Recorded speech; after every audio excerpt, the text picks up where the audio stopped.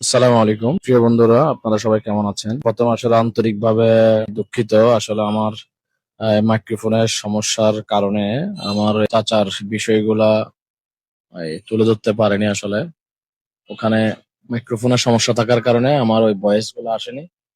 তো এখন আসলে ভয়েস ওভার দিয়ে চাচার সমস্যাগুলো আমি তুলে ধরলাম। তো প্রিয় বন্ধুরা, আসলে বড় দরগাহাট বাজারের একটু আগে বুড়া হুজুরের মাজারের পাশ অতিক্রম করে আমি যাচ্ছিলাম। তখন রাস্তার পশ্চিম পাশে দেখি এক বৃদ্ধ চাচা দাঁড়িয়ে আছে।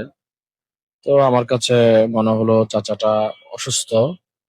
আমি আমার গাড়িটা রেখে রাস্তার পশ্চিম পাশে আমি চাচার সাথে একটু কথা বলার জন্য গেলাম। তো বন্ধুরা, আসলে চাচার সাথে কথা বলতে এসে দেখলাম যে চাচার আসলে একটা হাত একটা পা সমস্যা, হাত পা